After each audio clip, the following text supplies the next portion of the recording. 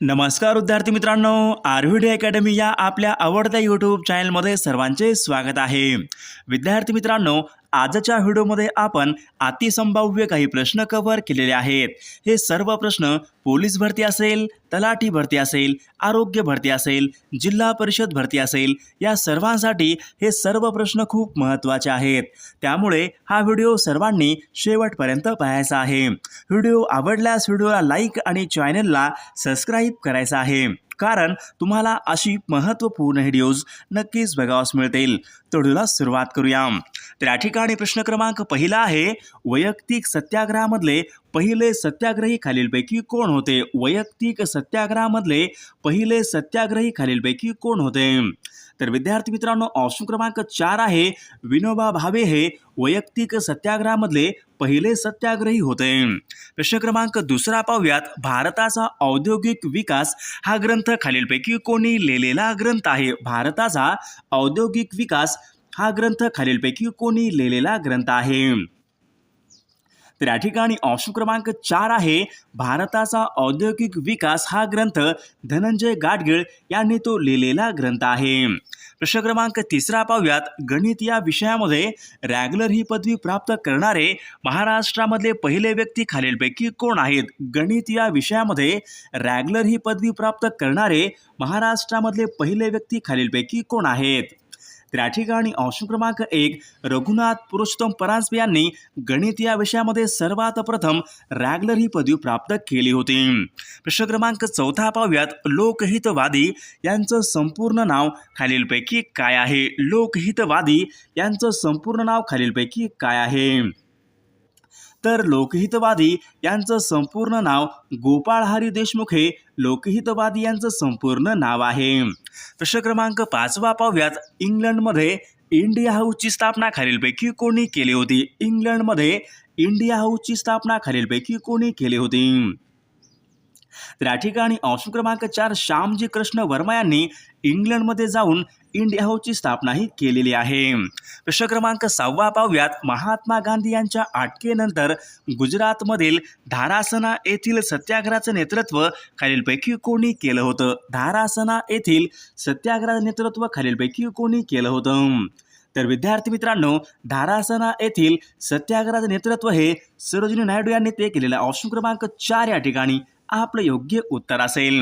प्रश्न क्रमांक 7 पाहूयात, प्रार्थना समाजाचे संस्थापक असे खालीलपैकी कोणास म्हणतात? प्रार्थना समाजाचे संस्थापक असे खालीलपैकी कोणास म्हणतात? तर या ठिकाणी ऑप्शन क्रमांक 3 आहे, आत्माराम पांडुरंग या ठिकाणी आपले योग्य उत्तर असेल। प्रश्न क्रमांक 8 पाहूयात, ग्रँट मेडिकल कॉलेज यांची स्थापना कोणत्या वर्षी झाली होती? ग्रँट मेडिकल कॉलेज जे मुंबई या ठिकाणी आहे, त्यांची स्थापना खालीलपैकी कोणत्या वर्षी झाली होती? तर विद्यार्थी मित्रांनो, ऑप्शन क्रमांक 2 आहे, सन 1900। ऑप्शन क्रमांक 2 या ठिकाणी आपलं योग्य उत्तर असेल। प्रश्न क्रमांक 9 पाहूयात, बारडोली येथील शेतकऱ्यांच्या चळवळीचं नेतृत्व खालीलपैकी कोणी केलं होतं? बारडोली येथील शेतकऱ्यांच्या चळवळीचं नेतृत्व खालीलपैकी कोणी केलं होतं? तर या ठिकाणी ऑप्शन क्रमांक 3 आहे, सरदार वल्लभभाई पटेल या ठिकाणी आपलं योग्य उत्तर असेल। प्रश्न क्रमांक 10 पाहूयात, इंडियन इंडिपेंडेंट लीग यांची स्थापना खालीलपैकी कोणी केली होती? इंडियन इंडिपेंडेंट लीगची स्थापना खालीलपैकी कोणी केलेली आहे? तर या ठिकाणी ऑप्शन क्रमांक रासबिहारी बोस यांनी इंडियन इंडिपेंडेंट लीग यांची स्थापना ही केलेली आहे। प्रश्न क्रमांक 11 पाहूयात, काकोरी या गटाचं नेतृत्व खालीलपैकी कोणी केले होते? काकोरी या गटाचं नेतृत्व खालीलपैकी कोणी केलेलं आहे? तर विद्यार्थी मित्रांनो, काकोरी या गटाचं नेतृत्व चंद्रशेखर आझाद यांनी ते केलेलं आहे। प्रश्न क्रमांक 12 पाहूयात, मिठाच्या सत्याग्रहामुळे प्रसिद्धीस आलेले शिरोडा हे गाव महाराष्ट्रामध्ये खालीलपैकी कोणत्या जिल्ह्यामधलं गाव आहे? मिठाच्या सत्याग्रहामुळे प्रसिद्धीस आलेले शिरोडा हे गाव महाराष्ट्रामध्ये खालीलपैकी कोणत्या जिल्ह्यामधलं गाव आहे? तर विद्यार्थी मित्रांनो, शिरोडा हे गाव सिंधुदुर्ग जिल्हा या ठिकाणी आपलं योग्य उत्तर असेल।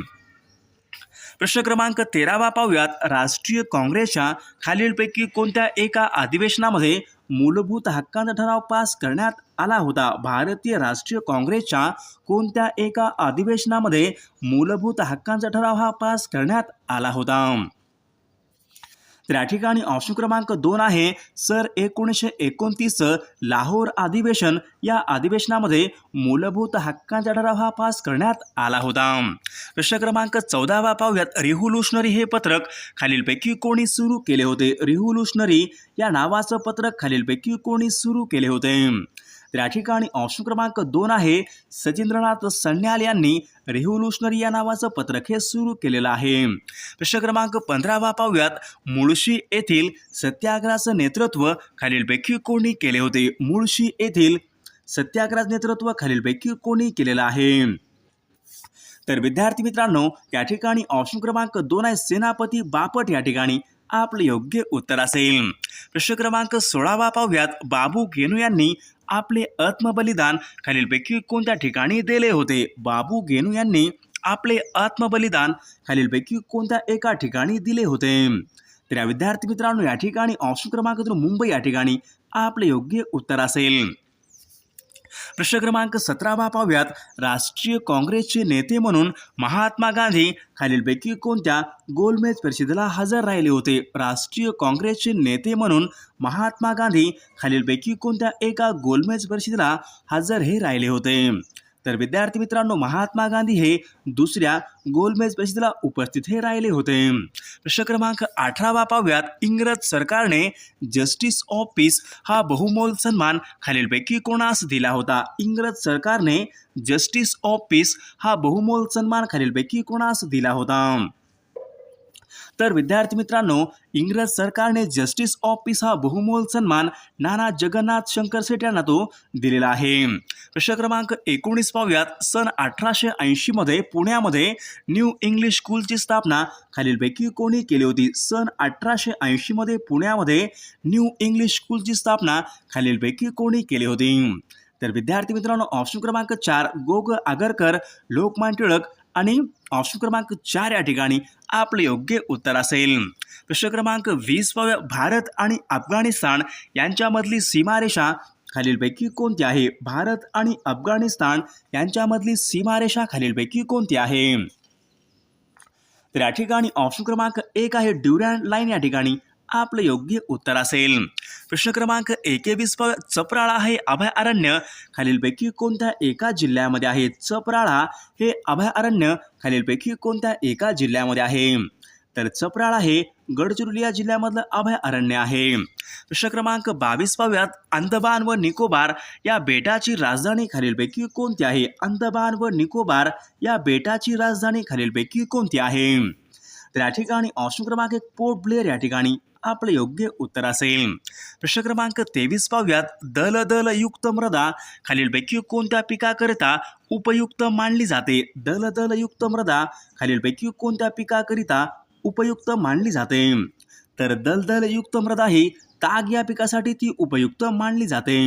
प्रश्न क्रमांक 24 पाहूयात.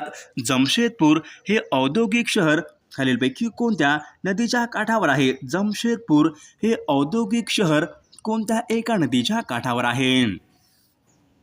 तर विद्यार्थी मित्रांनो, जमशेदपूर हे औद्योगिक शहर सुवर्णरेखा या नदीच्या काठावर आहे. प्रश्न क्रमांक 25 पाहूयात. गाविलगड या नावाने प्रसिद्ध असलेले ठिकाण खालीलपैकी कोणत्या एका जिल्ह्यामध्ये आहे? गाविलगड या नावाने प्रसिद्ध असलेले ठिकाण खालीलपैकी कोणत्या एका जिल्ह्यामध्ये? गाविलगड. तर गाविलगड अमरावती या जिल्ह्यामध्ये आहे. प्रश्न क्रमांक 26 पाहूयात.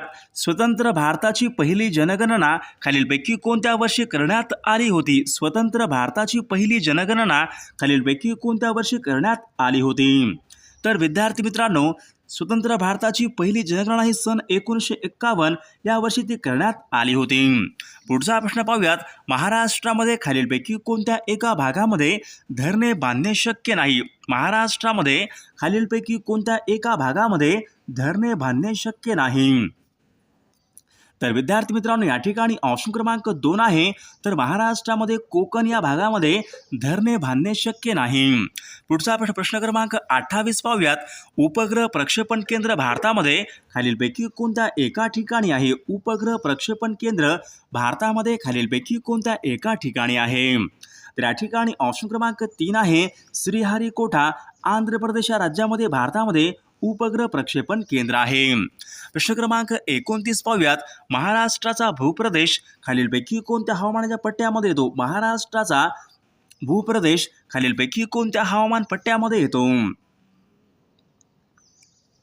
तर या ठिकाणी ऑप्शन क्रमांक 3 आहे उष्णकटिबंधीय. या ठिकाणी आपले योग्य उत्तर असेल. प्रश्न क्रमांक 30 पाहूयात. राज्यसभेच्या सभासदाची किमान वयोमर्यादा खालीलपैकी किती असते? राज्यसभेच्या सभासदाची किमान वयोमर्यादा खालीलपैकी किती असते? तर या ठिकाणी ऑप्शन क्रमांक 3 30 वर्ष या ठिकाणी आपले योग्य उत्तर असेल. प्रश्न क्रमांक 31 पाहूयात. भारतीय राज्यघटनेच्या खालीलपैकी कोणत्या कलमानुसार अस्पृश्यता घालवलेली आहे? भारतीय राज्यघटनेच्या खालीलपैकी कोणत्या एका कलमानुसार अस्पृश्यता ही घालवलेली आहे? तर या ठिकाणी ऑप्शन क्रमांक 2 कलम 17 या ठिकाणी आपले योग्य उत्तर असेल. प्रश्न क्रमांक 32 पाहूयात. मंत्रिमंडळ आपल्या कामकाजाबद्दल खालीलपैकी कोणाला जबाबदार असते? मंत्रिमंडळ आपल्या कामकाजाबद्दल खालीलपैकी कोणाला जबाबदार असते? तर या ठिकाणी ऑप्शन क्रमांक 2 लोकसभेला ऑप्शन क्रमांक 2 या ठिकाणी आपले योग्य उत्तर असेल. प्रश्न क्रमांक 33 पाहूयात. संविधानामध्ये खालीलपैकी कोणत्या कलमाच्या अंतर्गत मूलभूत हक्क यांचा समावेश करण्यात आलेला आहे? भारतीय राज्यघटनेच्या खालीलपैकी कोणत्या कलमाच्या अंतर्गत मूलभूत हक्कांचा समावेश करण्यात आलेला आहे? मूलभूत हक्क यांच्या संबंधीचे कलम खालीलपैकी कोणतं कलम आहे? तर 12 ते 35 या कलमाच्या अंतर्गत मूलभूत हक्क हे दिलेले आहेत. प्रश्न क्रमांक 34 पाहूयात. एका सांकेतिक भाषेमध्ये पेपर हा शब्द अशा प्रकारे लिहिला जातो, तर हाऊस हा शब्द खालीलपैकी कशा प्रकारे लिहिला जाईल?